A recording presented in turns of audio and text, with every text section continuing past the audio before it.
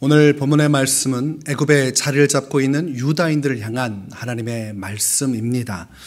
요한을 주축으로 하여서 바벨론이 아닌 애굽으로 향한 그들은 그곳에서 하나님 앞에 범죄를 행하게 됩니다. 그들은 요한을 통해서 하나님의 잘못된 가르침을 듣고 하나님의 뜻이 아닌 이집트로 향한 것입니다. 그곳에서 자리를 한 그들은 하나님 앞에서 범죄를 행합니다. 그것은 우상 숭배에 관한 것이었습니다. 소수의 사람들이 이동했지만 그들은 신앙을 지키지 못하고 하나님께서 원치 않는 길로 나아가게 된 것입니다. 이들의 모습을 보면서 하나님은 유다 왕국의 멸망에 대해서 그들에게 말씀해 주고 계십니다. 유다 왕국이 왜 멸망했는가? 어떻게 해서 그들이 하나님의 영광을 벗어나게 되었고 하나님의 심판에 이르게 되었는지를 주님은 구체적으로 말씀을 하고 계십니다. 유다인들이 멸망했던 죄는 두 가지입니다. 첫 번째는 3절에 기록된 것처럼 다른 신들을 섬기는 악행을 저지른 것이고, 또한 4절과 5절의 말씀처럼 하나님께서 보내신 종들이 있었지만 그 선지자들이 전한 하나님의 말씀을 받지 않았다는 것입니다. 완악한 마음으로 우상 숭배를 하고 선지자들의 말을 듣지 않았던 것, 그로 인해서 그들은 하나님의 심판에 이르게 된 것입니다. 하나님이 이집트에 거하는 유다인들에게 이 유다 왕국이 멸망한 이유를 설명하면서 그들 또한 이 악행을 저질렀기에 심판을 피할 수 없을 것이라고 말씀을 합니다. 6절 말씀을 보니까 유다 성읍들과 예루살렘 거리를 불살라 폐허와 황무지가 되게 하였노라는 말씀을 주십니다.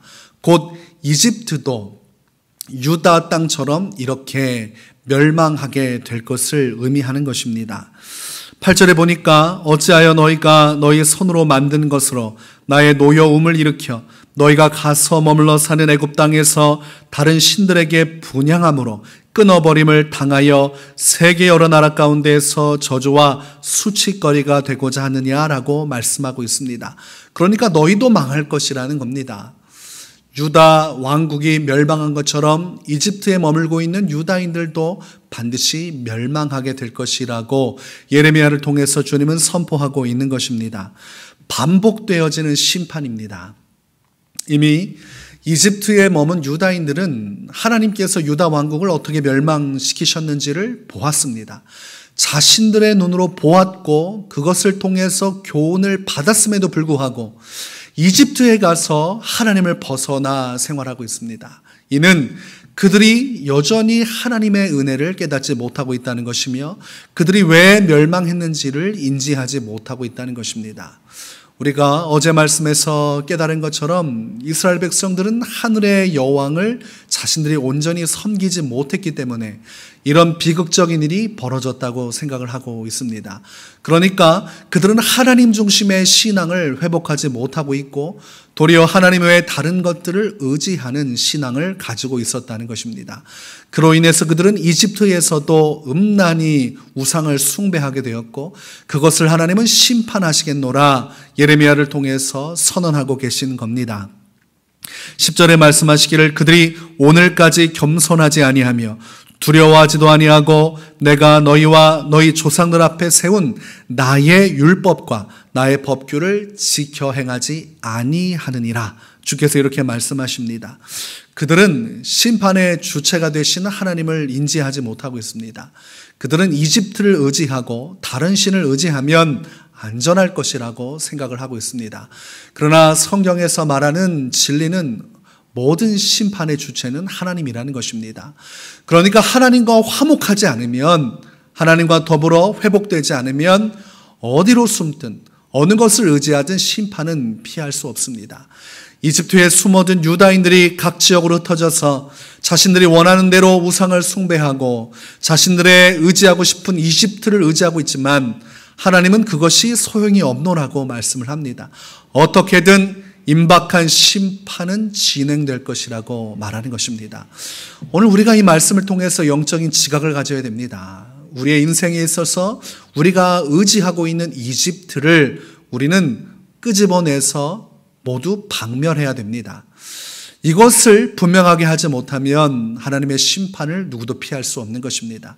하나님 외에 다른 것을 의지하는 것이 우상숭배입니다. 하나님 말고 다른 것이 내 인생의 중심을 차지하면 그것이 우상숭배입니다. 내가 하나님 외에 다른 것을 붙들고 그 안에서 안심하고 있다면 그것이 바로 우리의 이집트요, 그것이 우리의 우상이 되는 것입니다. 성경은 끊임없이 하나님만을 의지하라고 우리에게 말씀하고 있습니다.